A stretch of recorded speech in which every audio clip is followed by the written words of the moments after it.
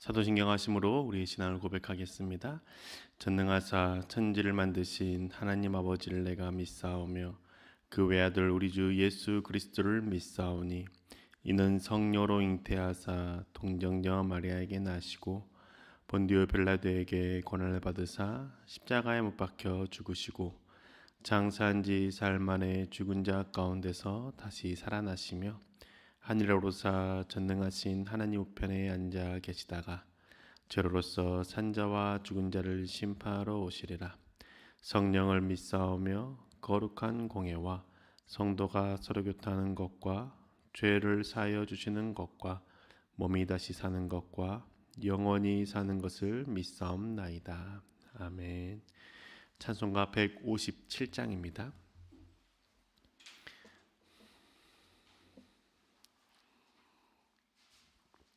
157장 겟셋마네 동산에서 최후 기도 함께 찬양하시겠습니다.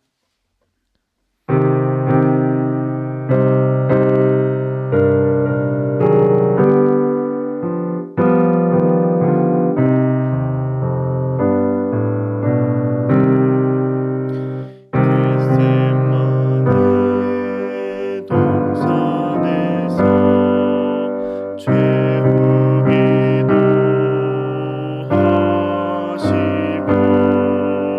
갈보리산 십자가를 죄인 대신 지셨네. 엘리 엘리 부르시며 고통당한 예수여 우리 위에 괴로운 짐 주님 홀로 지셨네.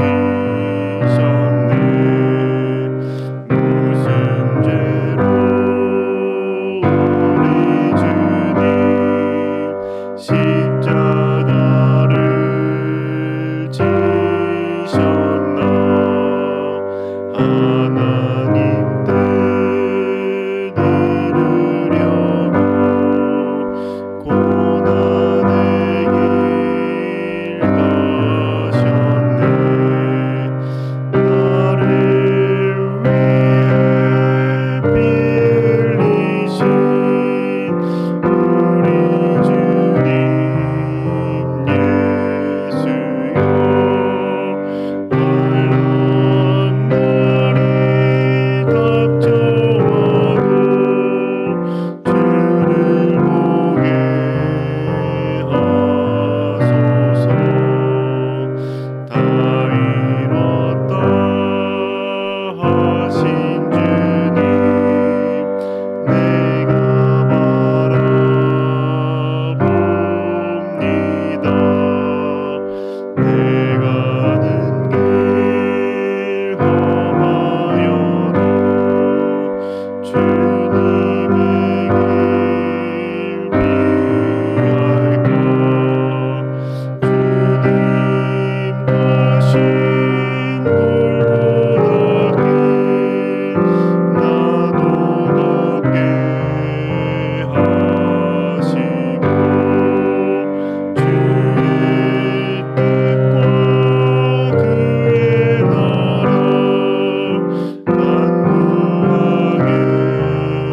간구하게 하소서. 아멘. 오늘에게 주신 하나님 말씀은 고린도 후서입니다. 고린도 후서 1장 3절에서 7절의 말씀입니다. 고린도서 1장의 3절에 7절 말씀 함께 읽겠습니다. 우리 주 예수 그리스도의 아버지이신 하나님을 찬양합시다. 그는 자비로우신 아버지시요 온갖 위로를 주시는 하나님이시요 온갖 환난 가운데에서 우리를 위로하여 주시는 분이십니다. 따라서 우리가 하나님께 받는 그 위로로 우리도 온갖 환난을 당하는 사람들을 위로할 수 있습니다. 그리스도의 고난이 우리에게 넘치는 것과 같이 그리스도로 말미암아 우리의 위로도 또한 넘칩니다. 우리가 환난을 당하는 것도 여러분이 위로와 구원을 받게 하려는 것이며 우리가 위로를 받는 것도 여러분이 위로를 받게 하려는 것입니다. 여러분이 이 위로로 우리가 당하는 것과 똑같은 고난을 견디어 냅니다. 우리가 여러분에게 거는 희망은 든든합니다.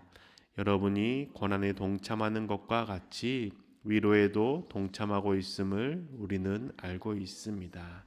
아멘. 하나님을 사랑하는 그 마음으로 예배를 드리시는 모든 분들 가운데 주님의 그 축복이 가득하시길 주님의 이름으로 소망합니다. 혹시 신앙생활을 하시면서 간증을 해보신 적이 있으십니까?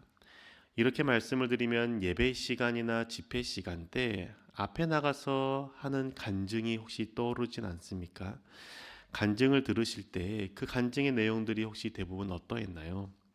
환난과 고통 가운데 있다가 하나님께 기도했더니 죄를 돌이켰더니 하나님께서 잘 되게 해주셨고 성공하게 해주셨다는 내용이 많지 않았습니까?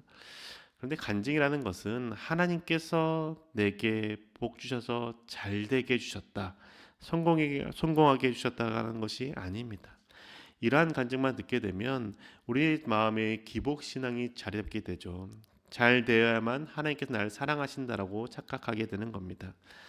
제가 성도님들께 말씀드리는 그 간증이라는 것은 거창한 것이 아닙니다. 기적이나 이적을 경험해야만 할 수 있는 간증도 아닙니다. 내 주변 사람들에게 하나님이 내게 어떤 분이신지에 대해서 고백하고 나누는 것이 간증이죠. 하나님이 내게 무엇을 가르쳐 주셨는지, 어떤 일을 행하셨는지 고백하는 것이 곧 간증이라는 겁니다. 가정에서도 할 수 있고 교회 구역 모임이나 신도회나 혹은 친한 교우들과도 함께 나눌 수 있는 것이 간증이라는 것이죠. 간증은 내가 하나님의 은혜 가운데 살고 있을 때, 내가 하나님을 생각하며 살아가고 있을 때 나눌 수 있는 것입니다. 잘 되고 있는 것이 하나도 없어도, 고난과 환난 가운데 있어도 할 수 있는 것이 간증이라는 것이죠. 하나님이 지금 이 시간에 나에게 어떻게 행하시는지, 어떤 위로를 주시는지, 어떤 마음을 주시는지를 나누는 것, 그게 곧 간증이기 때문입니다. 오늘 우리가 읽은 고린도서 말씀에서도 바울은 간증을 하고 있습니다. 바울은 위로의 하나님을 경험했고 고백합니다. 그래서 성도들에게 말하기를 우리 위로의 하나님을 찬양하자라고 권면하죠.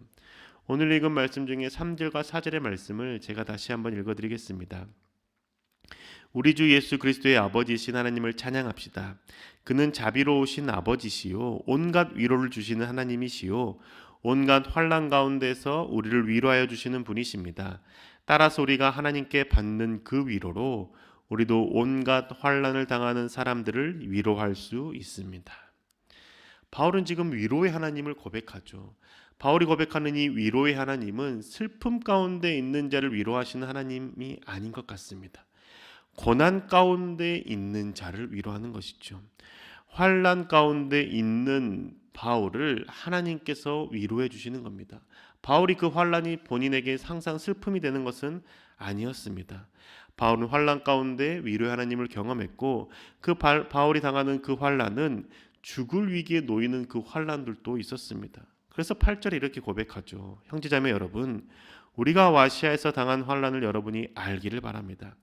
우리는 힘에 겹게 너무 짓눌려서 마침내 살 희망마저 잃을 지경에 이르렀습니다. 바울은 아시아에서 환난 당한 것을 고린도 교회 성도들이 알기를 바란다라고 말하죠. 어떤 고난을 당했는지, 어떤 환난을 당했는지 너희가 알 때 내 삶 가운데 위로해 주신 하나님을 너희 또한 알게 될 것이고 너희는 그 위로의 하나님을 만나게 될 것임을 바울은 알았기 때문입니다.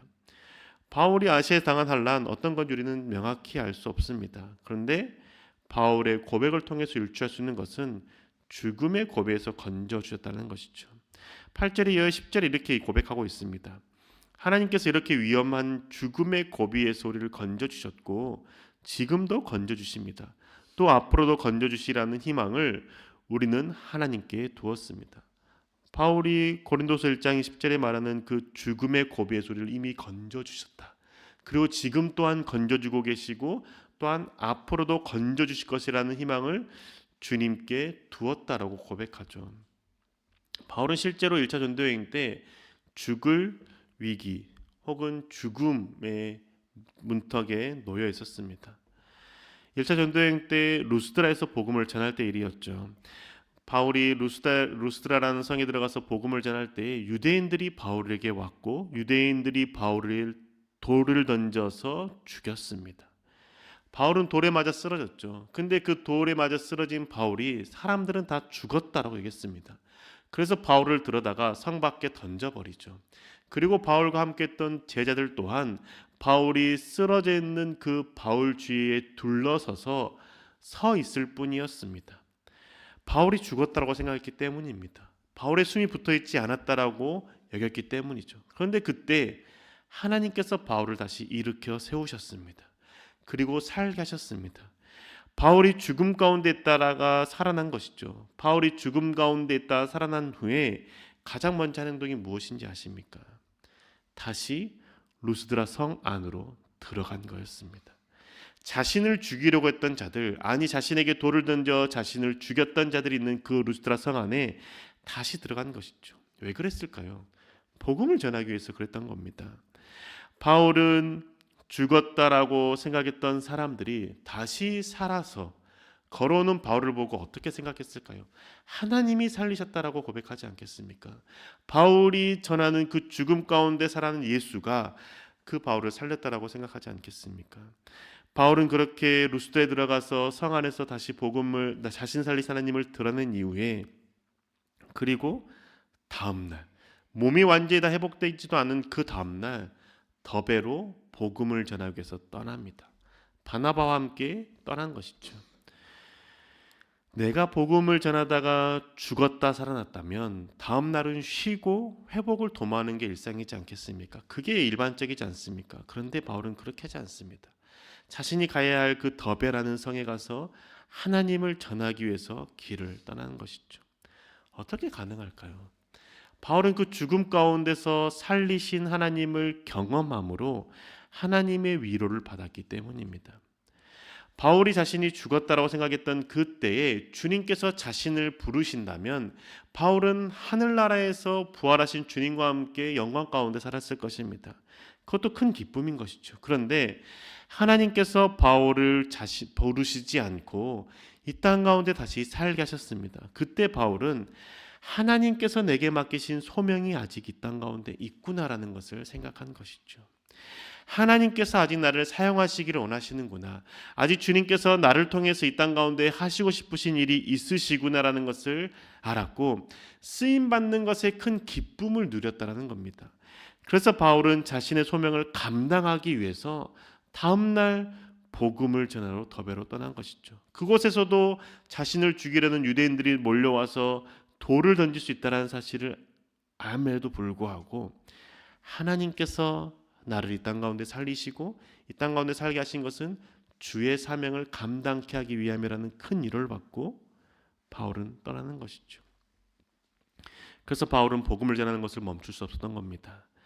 고난 가운데 지키신 하나님을 경험한 것이죠. 그리고 바울은 자신에게 맡겨진 사명이 다 감당되어지고 다 이루었을 때 주님께서 주님의 때에 나를 부르실 거라는 확신이 있었기 때문에 복음을 전하는 것에 대해서 머뭇거리지 않았던 겁니다. 내가 복음을 전하다가 죽게 된다면 그것은 주님께서 나에게 맡기신 사명이 다한 것이고 주님 나를 부르실 만한 때에 부르셨다라는 확신이 있었던 것이죠. 그리고 내가 복음을 전하다가 죽을 위기에 놓일 가운데 주님께 나를 다시 살리신다면 이 땅 가운데 주를 위해 쓰임받을 게 아직도 있다라고 생각했고 주님이 나를 사용해 주심에 감사와 기쁨이 있었던 것이죠. 그래서 바울은 골로새서 이렇게 고백하는 겁니다. 골로새서 1장 24절의 말씀 제가 읽어드리겠습니다.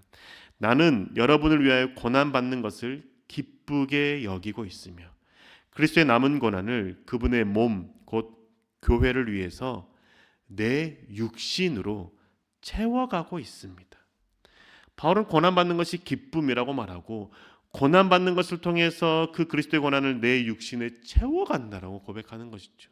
보통 사람은 고난에서 피하고 싶고 고난에서 떠나고 싶어 합니다. 고난에서 멀어지고 싶어 하죠.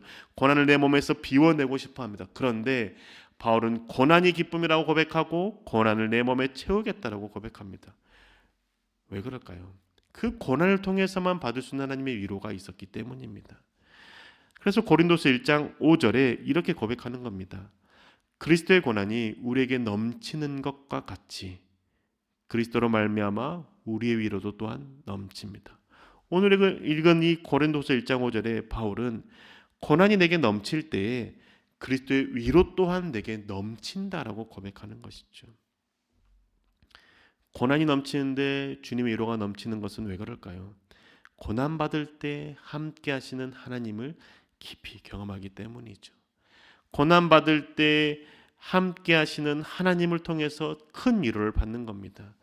고난이 위로가 되는 이유는, 그리고 그 고난을 통해서 하나님의 위로를 받는 이유는 그리스도께서 고난 받으신 이후에 영광의 자리에 들어가셨고 하나님 보좌 우편에 앉으시며 영광의 하나님과 함께하는 것을 알기 때문입니다.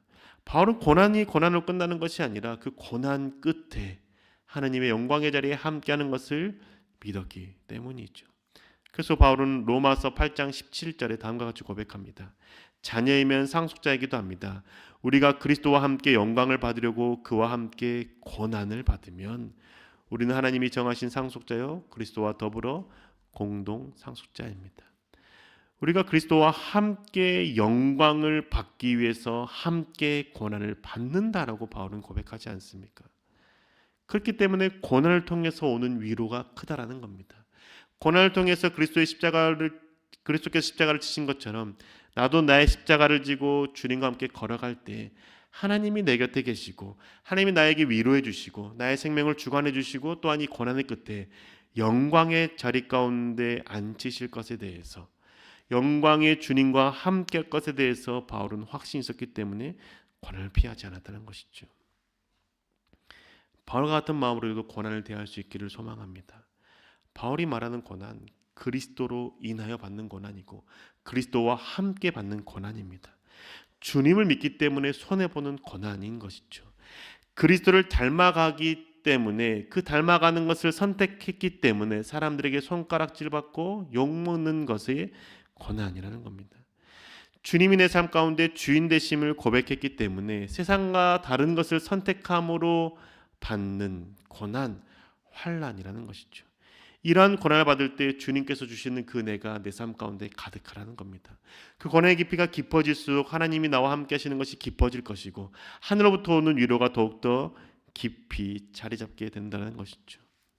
그리고 그 위로를 받은 우리는 그 고난 앞에 머뭇거리고 있는 다른 성도들에게 나눔으로 그 성도님들이 또한 그 주님과 함께 동참하는 고난의 자리에 들어갈 수 있도록 권면할 수 있다는 겁니다. 그래서 바울은 1장 6절과 7절에 이렇게 고백하죠. 우리가 환난을 당하는 것도 여러분이 위로와 구원을 받게 하려는 것이며 우리가 위로를 받는 것도 여러분이 위로를 받게 하려는 것입니다. 여러분이 이 위로로 우리가 당하는 것과 똑같은 고난을 견디어냅니다. 우리가 여러분에게 거는 희망은 든든합니다. 여러분이 고난에 동참하는 것과 같이 위로에도 동참하고 있음을 우리는 알고 있습니다. 바울은 자신이 먼저 하나님 앞에서 그 고난 가운데 머물고 그 고난 가운데 위로하신 하나님을 경험한 후에 머뭇거리는 성도들에게 간증하고 나눔으로 그 고난의 자리에 동참하자라고 고백하는 겁니다. 그리스도를 믿기 때문에 받는 고난 두려워하지 말자는 것이죠. 피하지 말자는 겁니다. 그리스도를 믿기 때문에 당하는 그 고난 가운데 나아가면 함께 하시는 주님을 경험하게 될 것이고 그로 인해서 받는 큰 위로가 있을 것이다라고 바울은 성도들에게 이야기하는 것이죠. 우리도 그렇게 살아갑시다. 가정 가운데서 내가 먼저 주를 믿기 때문에 받는 손해 감당하고 그것을 나눕시다. 내가 주를 믿기 때문에 세상 가운데 손가락질 당하고 욕먹는 것, 그것에 대해서 묵묵히 견디며 내 주변에 있는 교인들에게, 하나님의 사람들에게 나눕시다. 그리고 그때 주님이 나에게 어떻게 위로해 주시는지, 하나님 내 삶 가운데 어떻게 인도하시는지 나눌 때 주님 때문에 받는 고난을 머뭇거리는 성도들이 그 길 가운데 들어설 수 있다는 것이죠. 그럴 때 우리의 믿음의 공동체가 더욱더 든든히 설 것이며 하나님을 믿는 자녀로서 그리스도와 함께하는 공동체가 될 것입니다. 사랑하는 교회 여러분, 잘 되는 것만을 바라보는 신앙이 아니라 고난 가운데 함께 하시는 하나님을 발견하는 신앙인이 됩시다. 주님을 믿기 때문에 기꺼이 고난받는 자리, 소외받는 자리, 손해보는 자리에 들어갈 수 있기를 소망합니다. 그때 나와 함께 하신 하나님을 발견하게 될 것이고 하나님으로부터 오는 그 깊은 위로를 경험하게 될 것입니다. 그리고 그 은혜를 내 가족에게 믿음의 공동체 가운데 나눌 때 머뭇거리고 있는 자가 고난의 자리에 들어갈 것이고 그리고 그때 더 깊이 하나님을 경험하고 하나님을 붙잡고 영광의 자리 가운데 들어갈 것이죠. 신앙생활의 여정 가운데 언제나 함께 하시는 하나님을 발견하기 위해서 고난의 자리 가운데도 머뭇거리지 않고 들어감으로 주님의 큰 일을 경험하는 저와 여러분 되시기를 주님의 이름으로 축복합니다.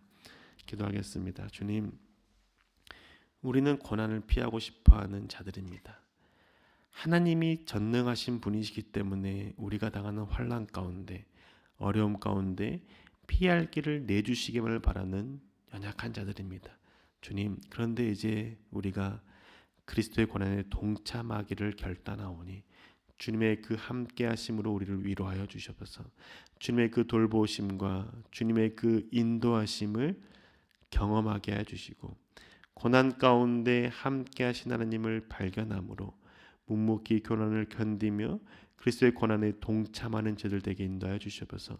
세상의 것을 선택하기보다도 주님을 닮는 것을 선택하는 저들 되게 해주시고 그래서 우리의 신앙의 연수가 깊어지고 많아질수록 우리의 삶이 우리의 모습이 우리의 말과 행동이 주님을 더욱더 닮아가는 참된 그리스도인 되게 인도하여 주옵소서. 우리 삶 가운데 언제나 함께 하시고 역사할 줄 믿사오며 살아계신 예수님의 이름으로 기도합니다. 아멘. 하늘에 계신 우리 아버지여, 이름이 거룩히 여김을 받으시오며 나라의 마옵시며 뜻이 하늘에서 이룬 것 같이 땅에서도 이루어지이다. 오늘날 우리에게 일용할 양식을 주옵시고 우리가 우리에게 죄 지은 자를 사하여 준 것 같이 우리 죄를 사하여 주옵시고 우리를 시험에 들게 하지 마옵시고 다만 악에서 구하옵소서. 대개 나라와 권세와 영광이 아버지께 영원히 있사옵나이다. 아멘.